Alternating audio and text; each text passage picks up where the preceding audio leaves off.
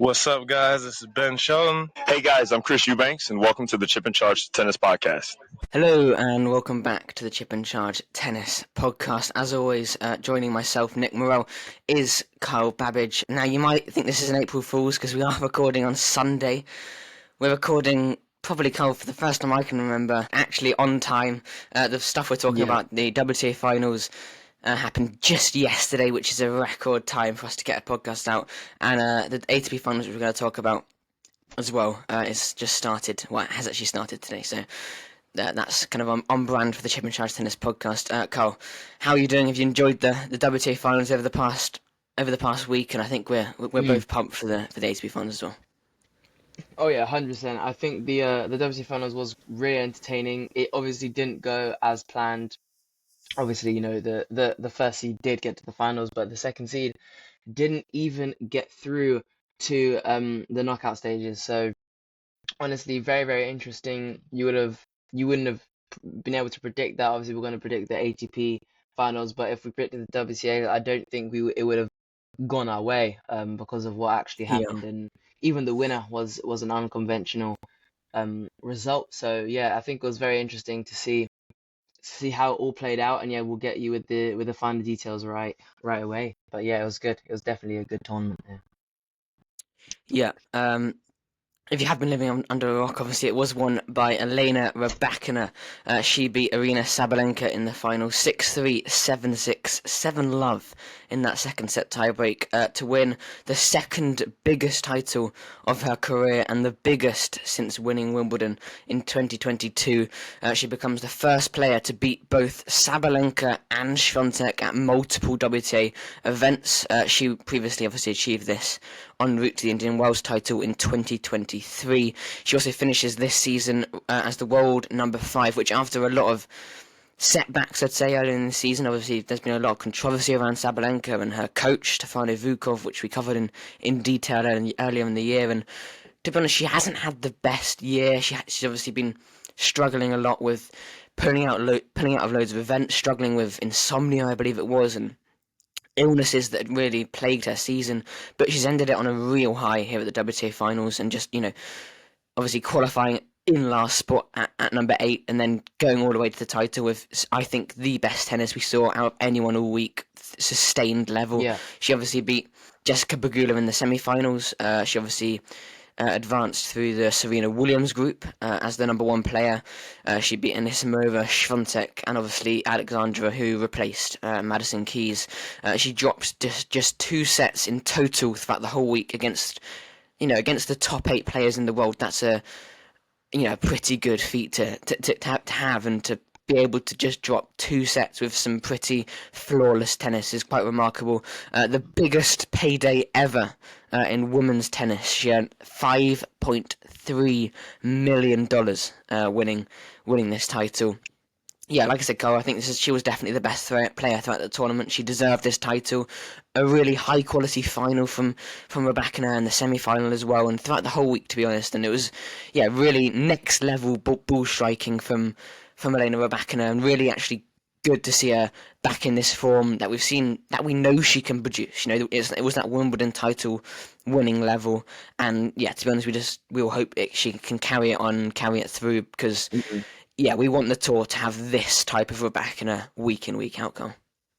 And do you think that was only because of the payday? Because obviously it being placed in Saudi Arabia, all of them are going to be putting on their best tennis and trying to get that $5 million, double the amount of they would have probably gone for a Grand Slam title. And it's crazy, but yeah, you still very much deserved win. I think they all played outstanding tennis, and Rybakina just pushed above the rest. And so yeah, it definitely showed what kind of the ceiling is that she's had to reach to actually play that kind of tennis and beat these kind of players. To not really drop a set in the final is insane. And against the world number 1, obviously against the number 1 seed Sabalenka, is a stunning performance. And yeah, she had some tough matches a little bit before, like against Pegula and in the group stages where she had to play against Anisimova and Swiatek. So I think it was still a very good result from Rybakina, and I really do hope it will carry on into 2026, because you can now see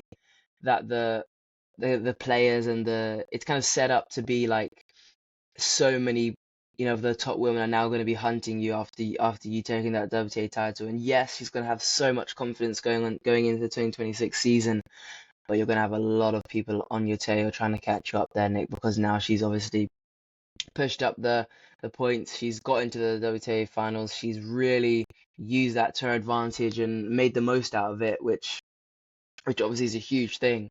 And so now she's going into 2026 probably feeling the best she's ever felt and at the top of her game, I'd say. So yeah, you couldn't really be in a much better position. We've also got to talk about Sabalenka. She also had a very good run, obviously coming first in her group stages, winning against everyone, 3-0 against all the other competitors, and yeah, doing really well to make that final as well. But yeah, Nick, it was a tough performance from Sabalenka. I just didn't see like the mental gravitas that she usually has, like the stay in, the fighting. It was all just a little bit, maybe just slightly for me more a bit lax. I saw Rybakina play some outstanding points, Sabalenka too, but it just wasn't the same. And I think when it comes to that 7-6, 6-all kind of point in that second set, you would think that Sabalenka would step up her game as she's done many, many times in the past, against big players, in those big moments to probably take that second set. You would have expected her to do that and then gone on to just thrash them in the third, which I think if she did, it could have gone the opposite way. It could have swung the other way. But to be fair, Rybakina played well throughout the entire match, and yeah, Sabalenka couldn't get a grip on it and find a way through. So yeah, I'd give the props to Rybakina for not letting Sabalenka get on the front foot again and open that door. But yeah, I just don't think it was Sabalenka's best performance. Yeah, I think that second set she played better, definitely, well, a lot better than the first set. I think her serving was really good.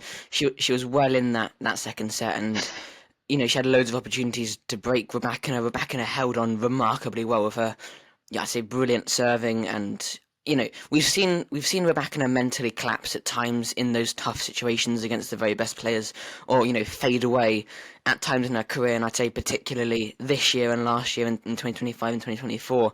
When it gets tough and when it gets in a tight situation, we have kind of seen Rybakina fade away, and I mean, in this match in particular, like, she never let up. Like, that second set in particular, that could have easily gone to Sabalenka's way, because Sabalenka was playing like some of her best tennis, and Rybakina did so well to stick in there. And I think in some of the other matches we've seen her this year, I think she would have kind of let Sabalenka take control of the match and take control of the rallies. And yeah, I mean, and then that tiebreak, I'd say from Rybakina, a remarkable effort. Like, she really amped it up in that tiebreak, and she went into kind of lockdown. Like, she didn't miss.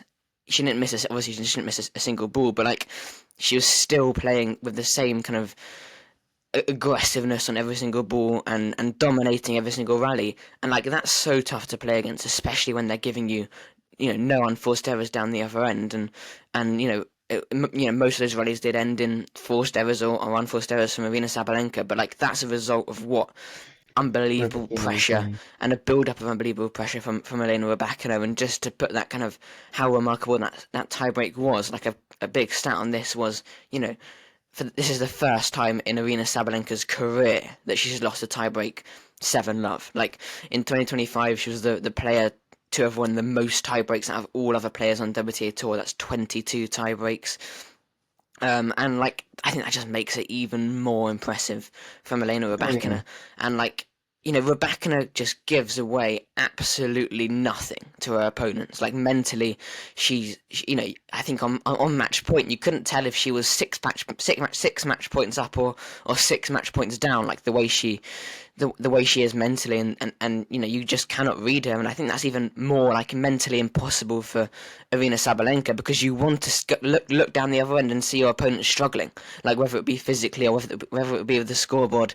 Like, you want to see them breaking if you're struggling as well. Like, Sabalenka was struggling in this match, and I think she was getting outplayed, and she's not used to getting outplayed. Like, the way Rybakina just took the racket out of her hands. And yeah, I think that just builds up more frustration inside Sabalenka, and I think Rybakina's mentality is a big thing that we've got to applaud out of this. And look, Sabalenka, perhaps she needs to work on maybe playing those players that like her, do dominate rallies and like to, really, kind of bully her opponents, and with that, extremely fast and aggressive play and like dominant ball striking, relentless ball striking, which is what Rybakina did. And yeah, I don't know. I think she just broke down Sabalenka mentally, Carl.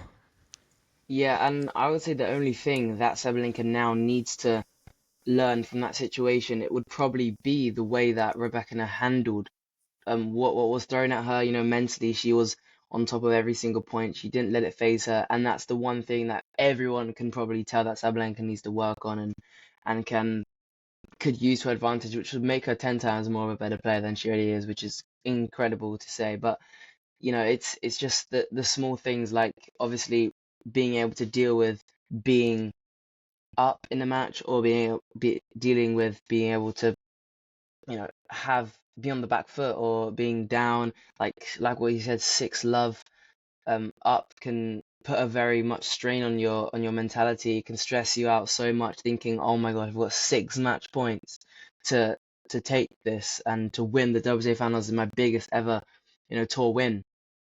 And it can put so much pressure on some people. And on the other hand, if you're 6-love down, you could also think, well, what am I supposed to do? I've literally lost this match already. You can't think that. It's got to still be fighting for every point. Even if you've won match point, you've got to just think it's another point. Match isn't over yet. They still can come back. So you've got to keep the pressure on them and just do what you've been doing since, to be able to get to that point. But yeah, I think that's the only real thing that Sabalenka does, that we've all said before, 100%. But now it's become a little bit more clearer, and maybe players are now using it to their advantage, because a couple of years ago, maybe you would say, even though Sabalenka's mentality was struggling and has always been a bit of a low point for her, people couldn't do anything about it.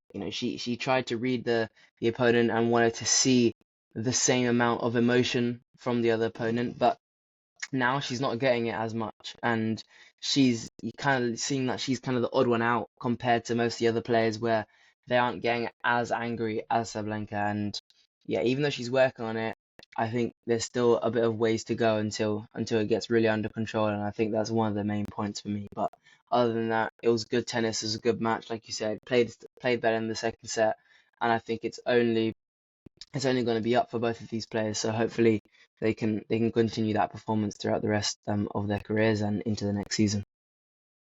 Yeah. On Rybakina, Carl, like, we know that this is the level that she is able to produce. She can consistently produce this level, like we've seen it.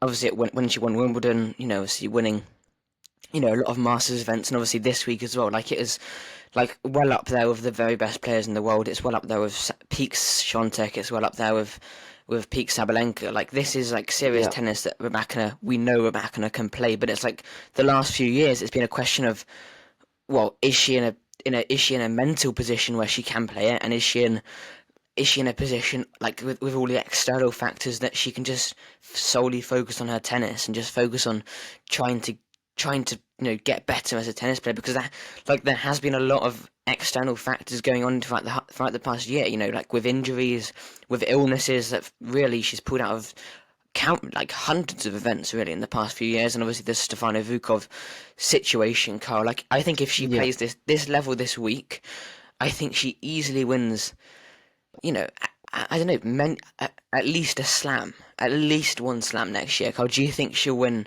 a slam in 2026? If so, which one? It's a tough one to consider. It's a big one to consider, because obviously she's had so much, like you said, external factors that have contributed to her performance. And I remember watching her at Wimbledon, I think 2024, 3, and she was at the top of the game. She was making finals. She was playing extremely well. And I did kind of see some of that performance in the WTA finals. So I would say she can win a Grand Slam next year. And if, like I said, hopefully she can leave what's happened in the past in the past. It's obviously still gonna have a bit of a toll on your mentality with everything that's been happening, like I said, with Stefano Vukov and the injuries. But it's if she's feeling okay now, body's feeling great, mind's feeling clean, clear, everything's really good. I see no reason why she shouldn't be able to make a slam final, or win one. And I'd probably put my money on it being maybe at one of the hard courts, like either this one coming up right now, because she's obviously got the confidence from winning this and going into the first slam. I think she'd be really, really good on it.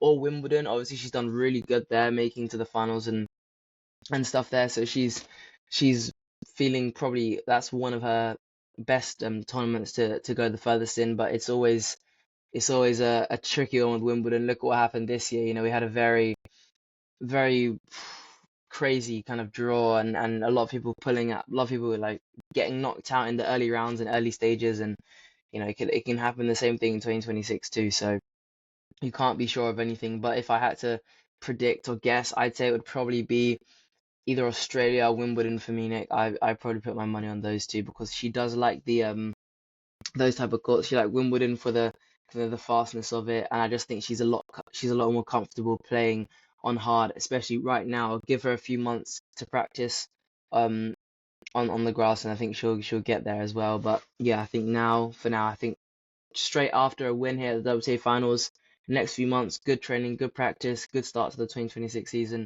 I have no reason why she can't make the finals, but it's all down to her mentality and all down to um what she can do with the opportunity and the chance that she's had and done with right now. But yeah, what do you think? Would you say she'll win which slam? Because you definitely do think she'll win one. So which one you got your money on, Nick? I don't know.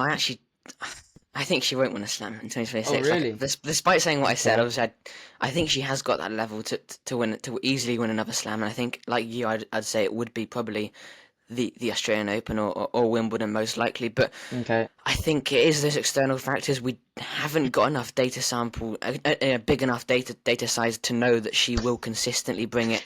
But also, I'd say unlike the men's side at the moment, where you've got Alcaraz and Sinner just dominating the tour, like there are a lot of players that could easily beat Rybakina.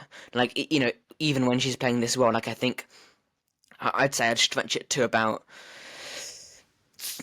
10, maybe 8, maybe nine players that could easily, easily contest these titles. I'd say it would be, Sabalenka, Anisimova, Świątek, Pegula. I'm counting now. Maybe Keys. I can add in Keys, Paolini, Yeah, maybe. yeah. If Keys is on, Um, if Keys is on her game, yeah, definitely Paolini again if she's on her game. Like there are a lot of players Coco there Golf. that We could. didn't say her as well. So Yeah, yeah. definitely golf. There are a lot of players there, and I'd love to see perhaps like that. Kicking Wen Zheng. Obviously, she's been injured, but Yes, but hopefully she's she'll be back in 100% up there. 2026. Like, I'd love to see those players in the Australian Open, in the quarterfinals, in that lineup, and all just battling out. Because look, on their day, any of them could easily win it, which I think is why. At the moment, probably to be honest, women's tennis is in a more competitive state at the moment than men's tennis, Oh and yeah. yeah, like I think I don't think she's going to win one, but I wouldn't be surprised if she did. It's All kind of right. a Okay. weird answer there, but I'd end up saying she wouldn't. Um, just quickly, I guess on Sabalenka and Anisimova, Carl. Obviously, Sabalenka, like you said, she obviously advances the winner from the Steffi Graf group. She beat Pegula, Goff, Paolini, and then obviously she beat Anisimova in the semi 6-3, 3-6, 6-3. And actually, Carl, what was a pretty remarkable match, I thought, this semi-final between Sabalenka and Anisimova. Again, like, I think similar to the matchup we saw just yesterday with Sabalenka and Rybakina, like, similar game styles from both of them, relentless aggressive hitting, like, dominant tennis from both, and again, a similar Yeah. matchup for Sabalenka, sorry, like, Anisimova is someone very similar to Rybakina, who is prepared to go toe-to-toe with Arina Sabalenka and actually take the racket out of her hands when Sabalenka's so used to taking the racket out of all of her opponent's hands, and it's something that I'd say, like, she needs to get more prepared and more acclimatized to, especially as Anisimova continues to become this huge force in women's tennis, and Rybakina as well might get back in there in 2026. Like, you know, I think it was 2.5 sets, I'd say, until obviously it was 3-all in that third set, and then I think Anisimova kind of wavered a bit physically. But like 2.5 sets with extremely little unforced errors, like given the style of tennis they were playing, like being that aggressive, like you'd expect a lot of unforced errors. Like there were some unforced errors, obviously, but like compared to the game style they were playing, there was a very little amount. And like It's I'd good say tennis. the biggest difference from some of those rallies were like breathtaking level, like just back Mm. and forth rallies, like a match truly dripping in quality. Like one easily, I'd say it's the best of the finals for me, and I'd say probably one of the best in the latter portion of this season, I'd say. And like I'd say the biggest difference again between Anisimova and Rybakina is Anisimova, she gives her opponent something to feed off mentally. Like and it can be a good thing. Like she lets her emotions out. There was a lot of times throughout this week where she just let out a scream, like, which can be a good thing. Just let it all out, and she does wear her heart on her sleeves. And like I'd say, against someone like Sabalenka, it just gives off, it gives away, and it gives them a less of a sense of invincibility about her. Like Rybakina, I'd say more so, but I think that's kind of the edge that Sabalenka had, because she knew that if she kept on doing what she's doing, it is having a visible effect on Amanda Anisimova, and that wasn't the case with Elena Rybakina. So I'd say for Anisimova, like a fantastic year, the first proper year at the very top of the game for Anisimova for a sustained period of time. She obviously won the Masters 1000 at the start of the year in Doha. She obviously made 2 slam finals, and like she's still got a lot of things to work on. Like I'd say the biggest things for me are the movement for her, and I'd say like resetting after a tough point or a tough moment or a tough game. Like not letting her emotions get the better of her, like not visibly giving away to her opponents like what she's like, how she is struggling out there, like actually giving them Mm. a false sense of what's going on in her mind. And I think that's actually a really positive thing for Anisimova. Like she's had this good of a season, yeah, she's still got so much to work on and so much that she can work on in the off season. And I just cannot wait to see her in 2026. I just hope she keeps on working on those things. I'd say the movement, and then obviously mentality. And I think like she could easily win the Australian Open or a big title next year. And I can't wait to see her next year, Carl. Yeah, definitely, and it's kind of becoming a reoccurring scenario where a lot of these players need to work on that resetting of the mentality, and it is tough. We can't just say you need to work on this and it just happens. It's we're tennis players. Obviously, it's very difficult to after like a long point, a long rally, a good point, and then you lose the next one, a game point, a set point. It's very difficult to then reset and just totally switch off and switch on back again to play the next point. And you understand she's at the very top of the game. We wouldn't be able to tell you how tough it is, up there with them with the top players in that kind of scenario. But yeah, you can just tell that it does take a toll on them. And over time, I think you got to understand that she's still very young, the youngest, obviously top 10. She's very very new to all of this, and yes, she's been up there for a few years, like when she was like 16, 17. But now she's really getting to the point where she's making semis of WTA finals, like you said, winning Masters, getting to the final of slams. I think is a different territory by a bit, and now you can see the way she really wants to win. And yes, she really wants to win, but at the same time, you can't be letting players kind of feed off of the mentality that you're giving off. So yeah, small points from that, like you said. From the same thing could be said for Sabalenka. She can work on that as well, and Anisimova as well, and just kind of watching what Rybakina does and kind of looking at it and saying, okay, maybe I can try and not let this affect me as much and move on to the next point. But yeah, all of these things are coming up, and so if you can kind of say if one player gets something like that in check and finds it quicker than the rest of them, they win. And that's as simple as that, because they're all so up and down, they're so close to each other. On any given day, they can win a match. So if one of them just finds that click, or it just switches on in their head and they figure out, oh, mentality, boom, movement, boom, like they get it, I definitely think they'll be at the top of the game and be beating these players, because there's not too much in it for them. Obviously, Sabalenka has been dominating at the top and stuff like that, but you can still see the cracks in her tennis. So if she can sort that out, she'll be even farther ahead than anyone else. But yeah, right now we can tell you that Rybakina is playing the best, and then in a few weeks, in a few like months' time, when the new season comes, we can tell you that there can be someone else. So it's ever changing, which is the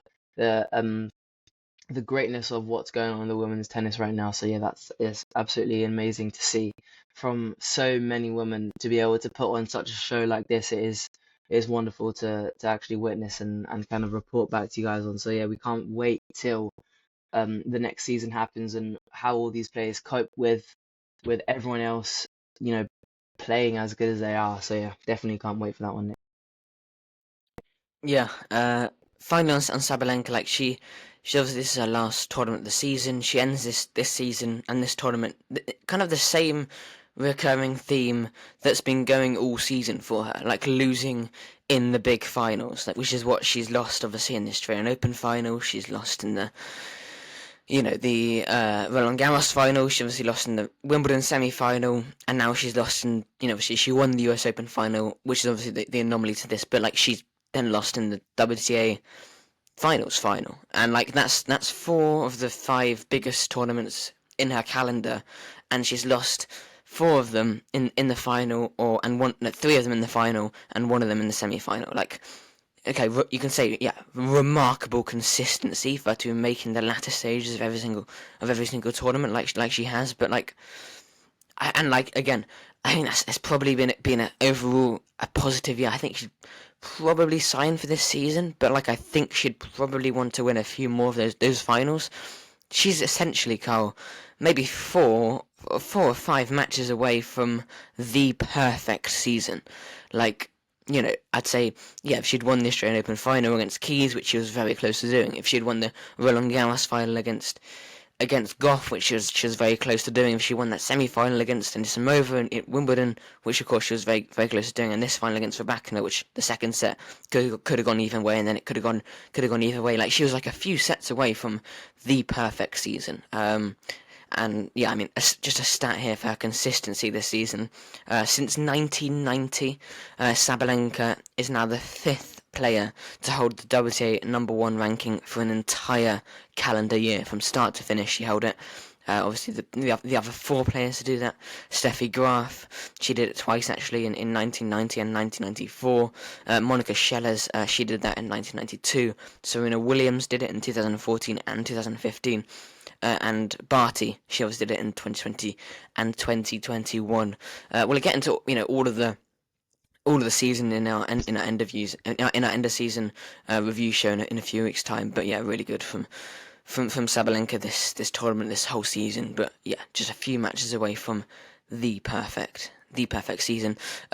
Before we move on from the WTA finals, just a brief look back on the product, I guess, as a whole, Carl. Like, we didn't obviously bring you any this is our first podcast about the WTA finals. I'd say it started off quite poorly. I'd say, like, it lacked a little bit of vibes. It lacked a bit of energy in the first matches, those group stages. Luckily though, I think it did definitely pick up. In I'd say the semi-finals and final, some really high quality matches, and similarly the latter stages of the group stages, I'd say there was some really good high quality matches. The stadium there in obviously being held in Riyadh in Saudi Arabia, it's obviously a 4,000 seater, and I'd say every single time it was at least less than half full. Like, there was a complete lack of atmosphere, I'd say, from that was given off from the TV. Like, I don't know, I think that had to have contributed to the poor, kind of low energy start to this WTA final. Like, it was it started off like really poorly. That, you have to say, I think the crowd, the atmosphere had something to do with that. And like, this is the payoff that the WTA have opted for. Kind of, I'd say, the money and the biggest ever payout of a women's tennis player ever, which is a good thing. It's good that they've got this equal prize money with the men's and the ATP finals. But like, overall, like, this WTA finals, I'd say, could be so much better for the fans, for us watching on the TV. Like, there has to be a middle way. Like, there has to be this happy medium, which I think the players deserve, as well as us, as well as the fans. Like, they deserve to be competing in an event that has these raucous crowds and a huge atmosphere that you'd get somewhere like South America or somewhere, maybe even somewhere in America. Like 4 of the 8 WTA Finals players in this tournament were from America. You're missing a huge opportunity there. I think, like, there are so many places you could have held this where you'd get such a better atmosphere, and like this tournament should feel, and it should be like the 5th biggest tournament on the calendar. Like, it should feel like the pinnacle of the WTA tour, but it just doesn't. Like, it really doesn't feel like that with it being in Saudi Arabia. Like, I just think that with that, it's not hugely passionate about the sport. It's not got the true fans of the game, the true enthusiasm and passionate fans that you could find so many places like South America. I'd say like some places in America where they're hugely into tennis.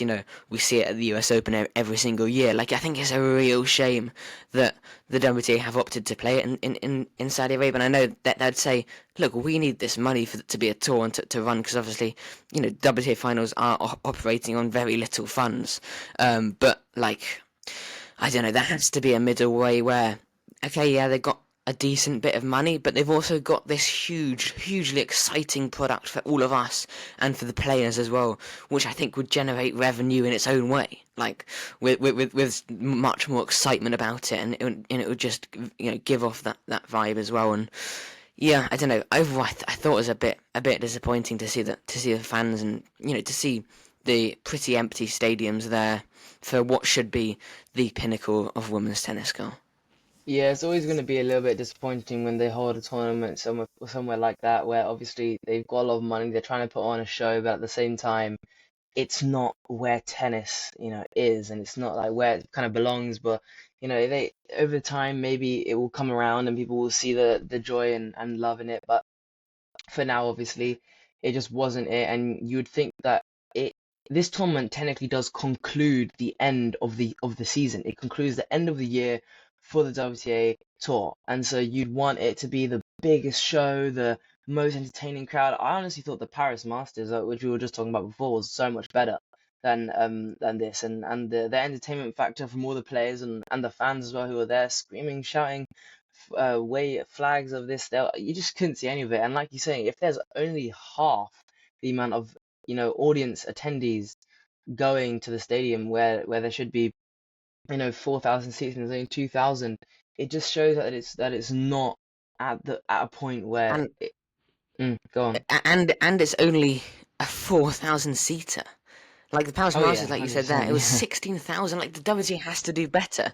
They have to say, okay, at least get I don't know, just more fans than 4,000 for the pinnacle of the WTA tour. Like, just really, really poor. Yeah, but that also kind of shows that if they've got a very small stadium and they've only got half the people attending, imagine if they did have like a 15,000 seat stadium, which they can easily do. They're Saudi Arabia. There would be no one attending. It would be so disappointing. Showing around the camera showing around, it would look so sad. I know, but like, if they did it somewhere else, I think they could easily, if they did it in, I don't know, like a country that has pure, sports heritage. Brazil or something like that. Brazil, or Mexico, where it was held one year and it was packed with raucous fans. Like, if they did it there, I think they could fill out a 15,000 seater.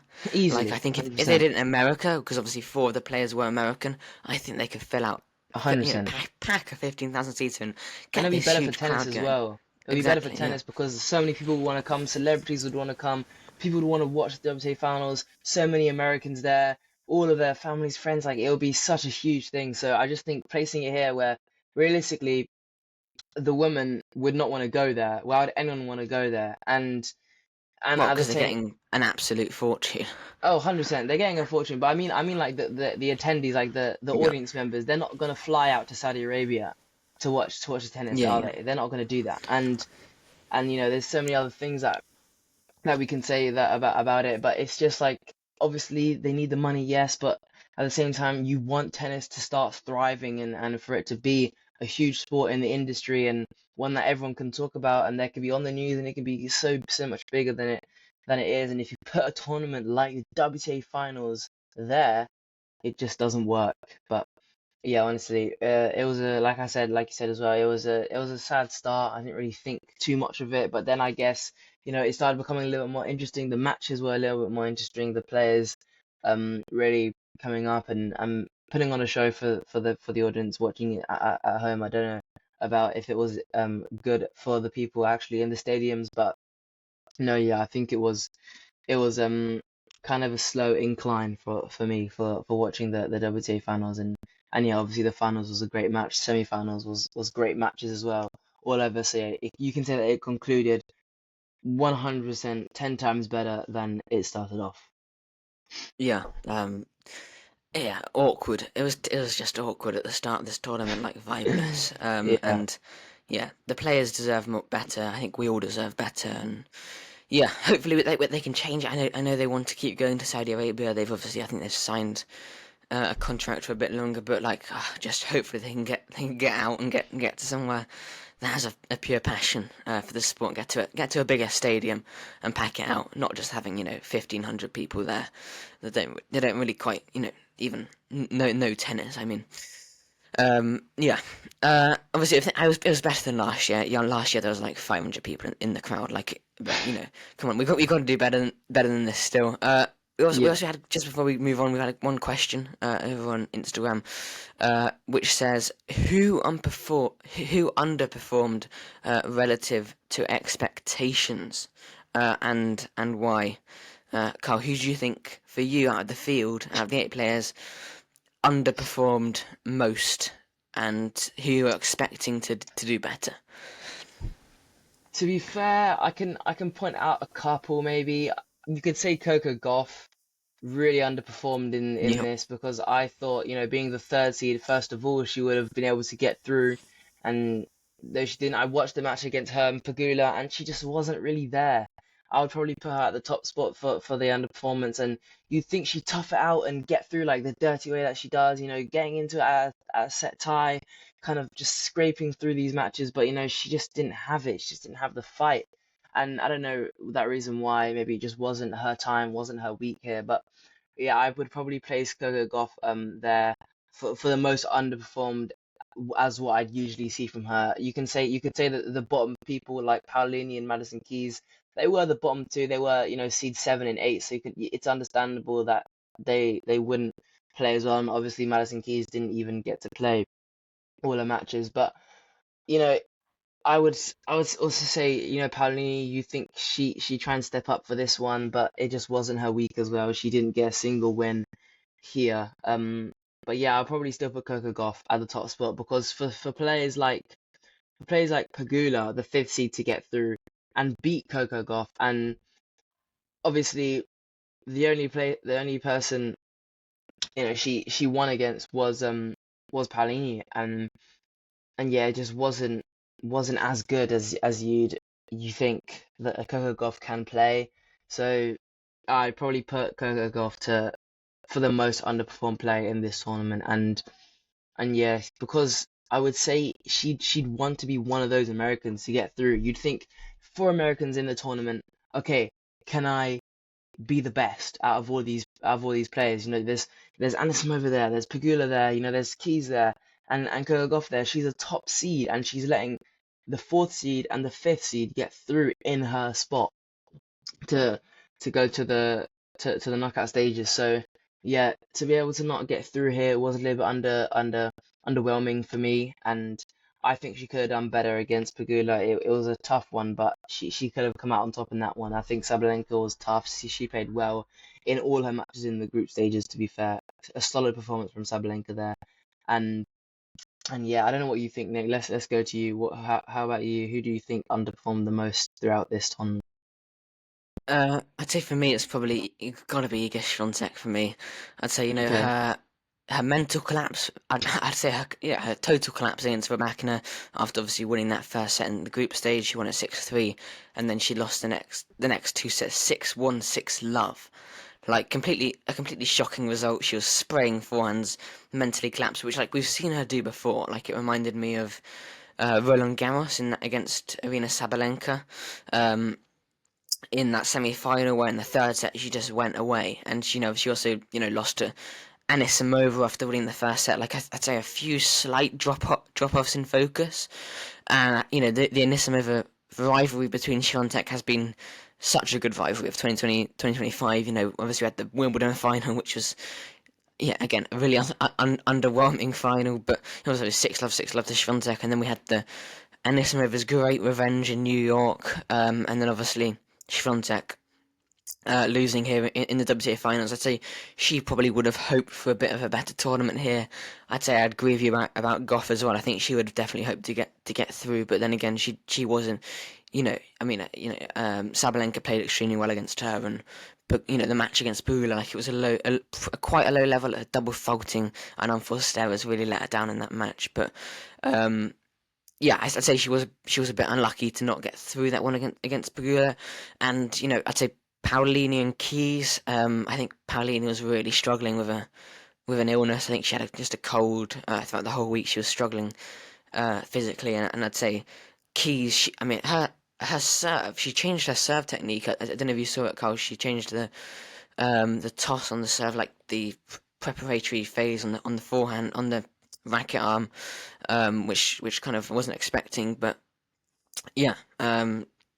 I'd say again, quite an underwhelming result from those two. But again, like I think that they'll be just working now for 2020, looking forward to 2026, and we do look forward to 2026 for all of these players, because if they're at the top of their games, then I think the WTA Tour is in for a real good state of tennis.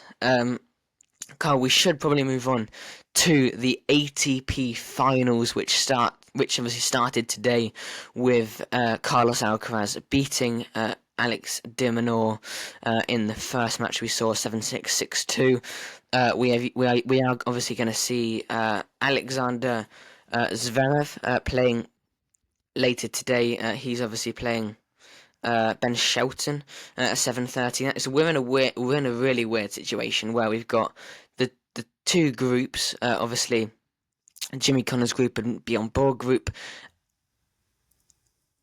and there's obviously two matches going on at the moment.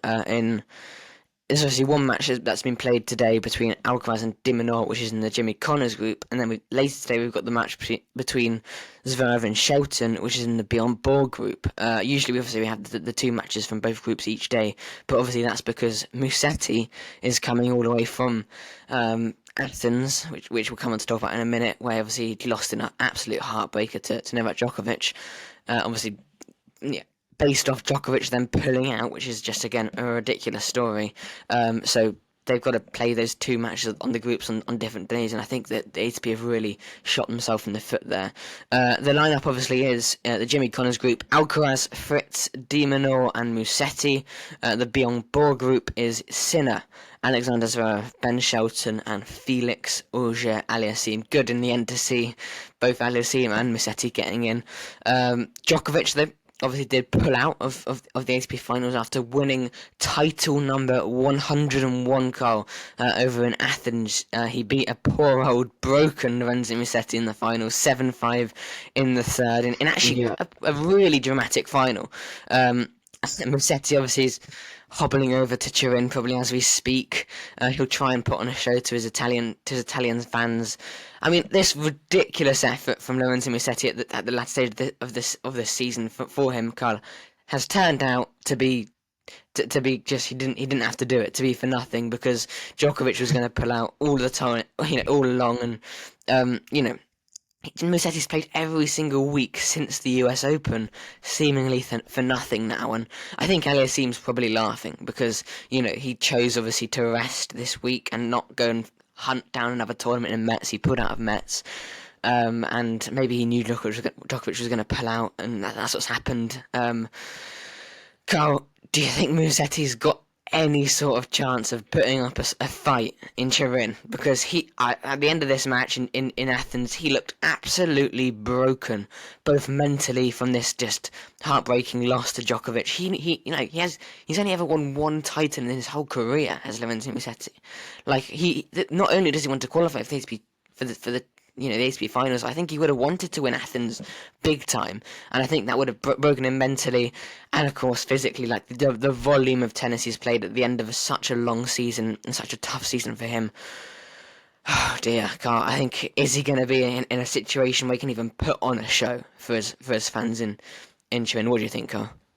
No, I'm just gonna say it straight away. No, I saw the way he was acting in in Athens, and he was mentally gone, physically gone. I just think, to obviously go out there, come second to Djokovic, he wins the title, gets his 101 Dalmatians win, whoop whoop, great win for him, and then pulls out of the ATP finals. Now Musetti's thinking, oh, damn, I just lost, second place to Djokovic, and now I can't go to this, and now Alicine's already in this tournament, I'm not going, and now he's like, Djokovic has pulled out, now I have to go. I don't think he's happy about it. Maybe he is. Maybe he's happy. No, I He's think he obviously is. okay. Maybe he is. That might just be me. Because like realistically, if I'm playing every single week, draining it out, grinding just to come here when I didn't have to do that, that is gonna hurt. Like really, really, that is gonna hurt because that's a lot of time spent just playing when he would have just got in without not having to do much. And yeah, it's tough, obviously playing Djokovic and then miss having to see that he's going to pull out of the ATP finals, thinking like, oh yeah, he won this title, he doesn't need to play the ATP finals, and now Musetti's going to have to go out there. I'm trying to think, is he realistically going to put on a show? Is he going to try and play his best? Yes, I think he will, but I just don't think he has it in him as much as he would if he would have rested throughout that week in Athens. Yeah, well done. He obviously made the finals and obviously lost a very heartbreaking match there against Novak. But yeah, he's obviously in that draw. It's at the top. It's gonna be tough. He's got some very good players to play against. He's obviously the lowest seed out of them all. Dimmy already lost today, but he's still got Fritz and Musetti to play. Musetti's obviously got the Diminior, Fritz, and Alcaraz matches to go against. But is there a way? I don't think so. I think he may be able to beat Diminior, maybe. I think Fritz has actually been playing decently well the last few weeks of this end of season. Alcaraz, I don't think there's no chance in the way that Musetti's in right now. There's no chance, and also even if he was playing his best tennis, I still think Alcaraz would be able to take him. But you never know. He could pull something out of the bag. But it's just the what we saw in Athens, the way he was playing, the way he was ending that tournament. He was so knackered, and I think he deserves to just rest now. He's obviously trying to now fly there, back, going to going all the way over across the entire world to get here, but in Turin. But yeah, I just think it's going to be tough for Musetti to even get through the group stages, let alone win the tournament. But just get through the group stages. But on the other hand, we still got to talk about how Aliassime's doing. He's obviously got a very tough test of Sinner in his group in his first match. He's got Shelton and Zverev, and I think he can. It's going to be between those two. So I do have my money on. I shouldn't be saying predictions right away, but yeah, I think I'm really happy that Aliassime's been able to get into the ATP finals. But yeah, both of these boxes having Alcaraz and Sinner in is going to be very difficult to beat either one of them, Nick. So, but yeah, it's an interesting lineup. That's all I can say here in Turin for this finals. Yeah, it's so Novak Djokovic, isn't it? Like Oh what yeah, him waiting, the whole lineup waiting to see if he's going to play or not, and also like all of us and all of the fans at home, like we don't know until the day before the tournament whether he's going to choose to play. Like, and he's earned the opportunity to do that, has Novak Djokovic, like to keep us yeah, all waiting. definitely, And definitely, yeah. yeah, I mean, obviously, I think it's good that we've got Musetti and Aliassime there, but I think as well it would have been good to have Djokovic there because again he's been like the third best player all year in the slams, and it would have been interesting to see if he could, perhaps challenge Alcaraz a bit. But yeah, obviously, I think really poor scheduling from the ATP. Like, this is the eve, like we said, of the WTA tournament. It's like this is the eve of the. Yesterday, obviously, was the eve of the biggest event on the ATP calendar, on the ATP tour, and two of the players are unconfirmed. Like for the draw, like that should not be happening. You know, the photo shoot that they did to promote the event, it contained 6 players, and it's meant to be an 8-player draw. Like again, like a huge moment of just tennis absolutely shooting itself in the foot, and like they have changed this because obviously they removed Metz and Athens out of the ATP Finals points qualification race. So next year, obviously people that play in Metz and Athens, it won't count towards the live race, which I think is a good thing because we don't want to see this happening next year. We want to have the lineup at least a week before, start looking forward to it, like start preparing. Obviously, just a quick preview and prediction on the whole tournament as a whole. Remarkably, Carl, this is obviously half the field in the ATP finals are made up from players outside of Europe. That's Ben Shelton, Taylor Fritz, Alex de Minaur, and Felix Auger-Aliassime, which is the first time since 2005 that half the ATP finals field have been made up of players outside of Europe. So that's another interesting thing, obviously. So that's another interesting story to come out of this finals. Carl, the Jimmy Connors group, which contains obviously Carlos Alcaraz, Taylor Fritz, de Minaur, and Lorenzo Musetti. Carl, which 2 players have you got coming through that group? All right, so I'm gonna go with Alcaraz and Fritz. I think Alcaraz and Fritz to go through. Yeah, I think gonna be boring. Alcaraz and Fritz. Okay. The Beyond Ball group. Obviously, we've been helped by Alcaraz winning and de Minaur losing, which obviously helps our prediction there. Yeah. The Beyond Ball group, Carl, obviously containing Yannick Sinner, Alexander Zverev, Ben Shelton, and This Felix one's tough. Auger-Aliassime. Which 2 players have you got coming through the group? Well, I mean, one player's not too tough to guess who's coming through that one. Hopefully. Yeah. Which player have you got coming in second? If you have got Sinner in first, which if you haven't, No, I mean, you know what? I'm gonna go sorted out. Aliassime first. I'm joking. No, I'm gonna say Sinner for first Watch him place. lose the group now. I said that. Yeah, exactly. No, but seriously, I'm gonna say obviously Sinner at 1, and it's very difficult because I actually don't think Zverev gets through this. Same. It's between Shelton and Aliassime, and the way Aliassime played against Sinner, you know, just recently for that final in obviously Paris, but I think I'm gonna go Aliassime. It's a big call, and I don't know if you got the same. We might have different perspectives here, but I'm gonna go for Aliassime to get in second place, and it is bold. It is obviously he's the last of the lowest seed in this group, but yeah, I'm gonna have to say Aliassime to get through this. Look at the women's. You know, so many unexpected people got through this, and you never know. I'm gonna have to say that that Aliassime comes second. And if we have to go for third and fourth, I'm gonna go Shelton third and Zverev fourth. Even though Zverev's and Shelton's head to head is 4-0 to Zverev, which is incredible, I still think Shelton will be able to win probably more matches against others or do better against others than what Zverev could do. I just don't think he's in the best headspace, in the best part of his game right now to get through this. But yeah, Nick, that's my top 2, Sinner and Aliassime to make the knockout stages. How about you?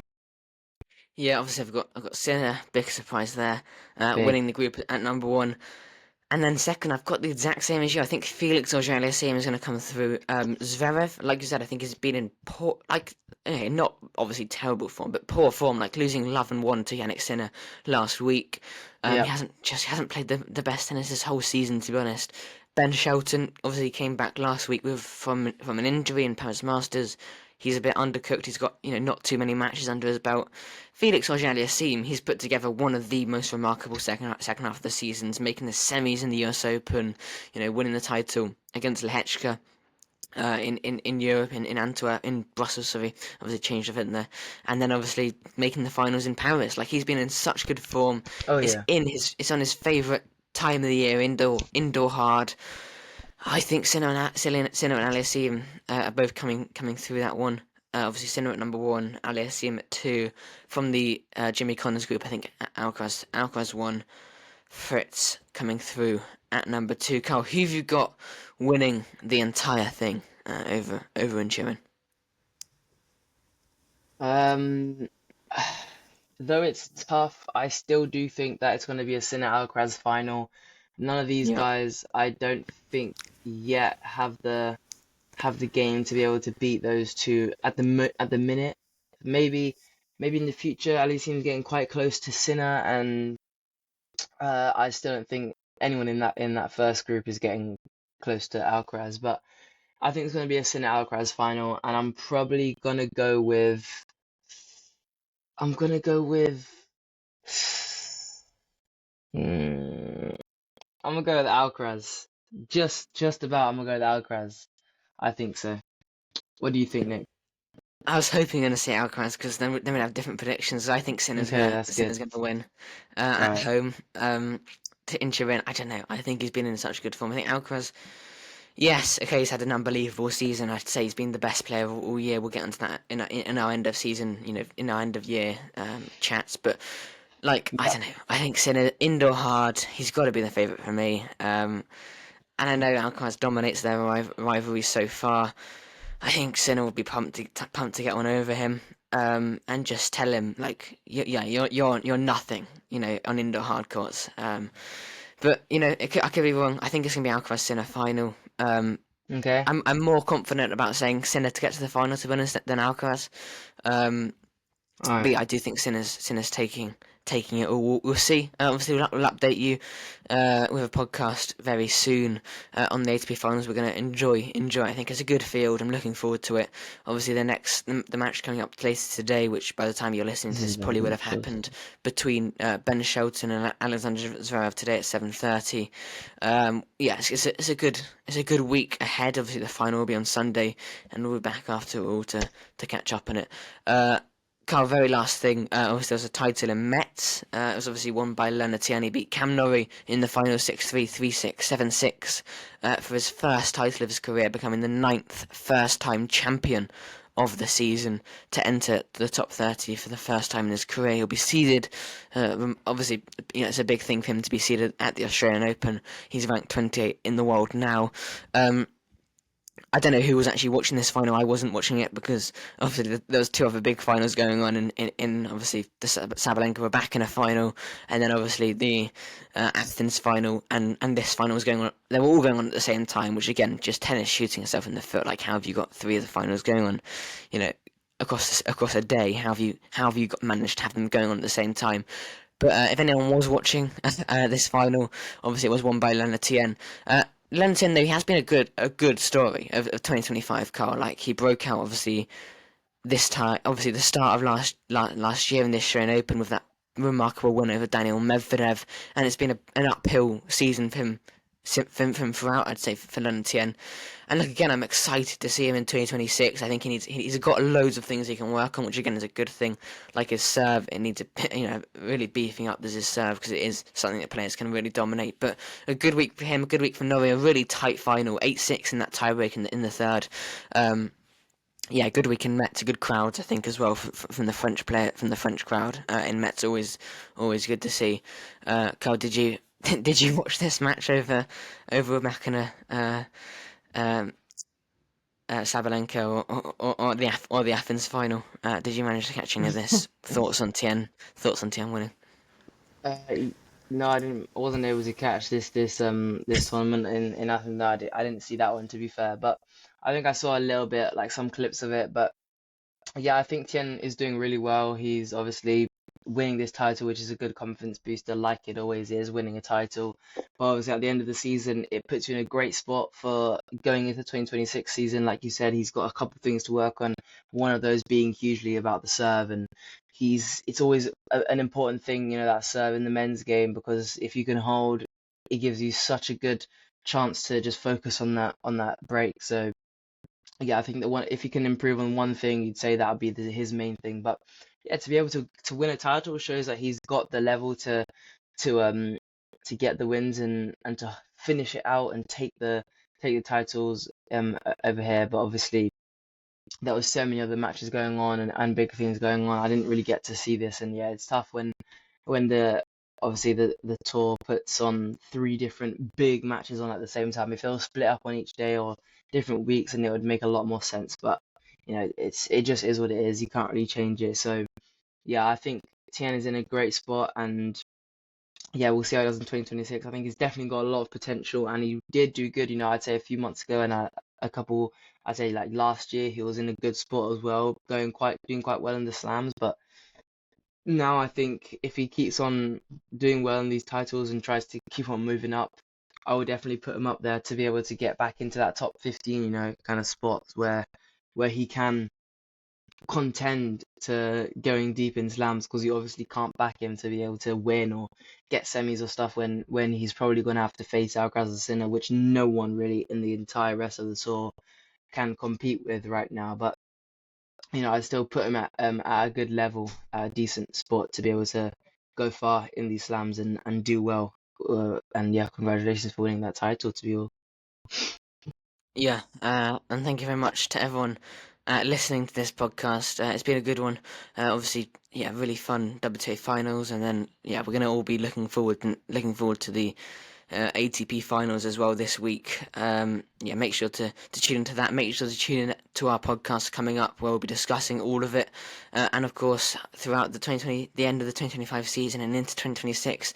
Personally, it's my one of my favorite times of the season, the tennis season, the end of a year, because we've got a lot of podcasts about discussing about the year, and then obviously looking ahead to 2026, and then obviously going into the Australian Open. I think we're all pumped for that big time. So yeah, make sure to stick with us here on the Chip and Charge Tennis Podcast. If you want to hear more in the meantime, then of course you can head over to our social media. We'll put up loads of clips there. Obviously subscribe to us on YouTube, follow us on Instagram, TikTok, X, and Blue Sky. We're on all of those platforms. Links to follow us as always in our episode podcast description. Sign up to our newsletter. Again, you can do that with a link in this episode description. Rate us, give us 5 stars, do all of that stuff. But most importantly, come back in a few days' time with our ATP Finals catch-up podcast. We'll speak to you then, but for now, that's a goodbye here on the Chip and Charge Tennis Podcast. Thank you.